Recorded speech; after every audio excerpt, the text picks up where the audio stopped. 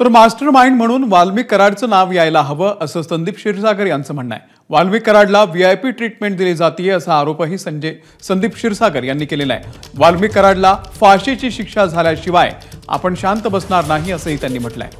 302च्या कारवाईमध्ये कराडचं नाव आलं पाहिजे अशी सुद्धा मागणी त्यांनी केली आहे।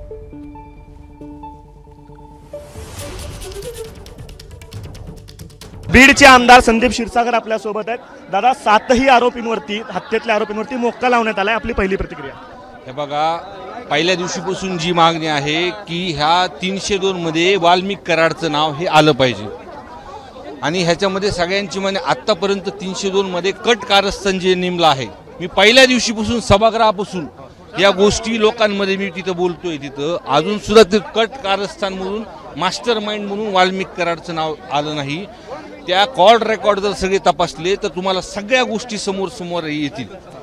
म्हणजे या पूर्ण प्रकरणामध्ये एक कुठंतरी बाकीकडे तपास होताना दिसतोय, मोका लागताना दिसतोय, ह्या सगळ्या गोष्टी, पण त्यांच्यावरती जेव्हा कुठे वेळ आली की कुठंतरी एक व्हीआयपी ट्रीटमेंट दिल्यासारखं होतं। ज्या पद्धतीने ते सरेंडर झाले आणि सरेंडर झाल्यानंतर सुद्धा हे प्रशासनाचं काम असतं की कुणी जरी व्हीआयपी जरी आला तर हातातले दोरे हे ते सगळे काढून आपण तिथं लॉकअपमध्ये आपण त्यांना ठेवतो।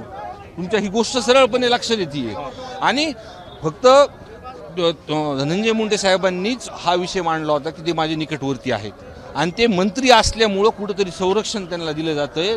आणि तुम्ही बघितलं प्रत्येक जिल्ह्यामध्ये लोक कुणी गाड्या देत नाही, काही नाही। आज धाराशिवमध्ये सुद्धा आज लोकांची तुम्ही संख्या बघा, त्या कुटुंबाला न्याय देण्यासाठी जो मास्टर माइंड आहे त्याला पूर्णपणे या वाल्मिक कराडला शेवटपर्यंत त्याला फाशी दिल्याशिवाय आम्ही कुणी बसणार।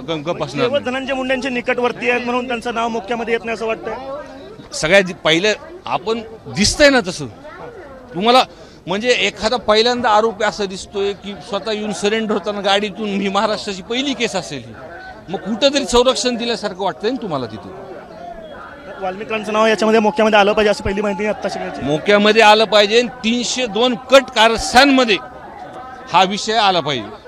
302 मध्ये त्यांचं नाव आलं पाहिजे, सह आरोपी करून त्यांच्यावर देखील मोक्याची कारवाई केली गेली पाहिजे अशी मागणी जी आहे ते बीडचे आमदार संदीप क्षीरसागर या ठिकाणी करताना आपल्याला पाहायला मिळतात। कॅमेरा पर्सन युकासह आफ्ताब शेख, एबीपी माझा, धाराशिव। एबीपी माझा, उघडा डोळे बघा नीट।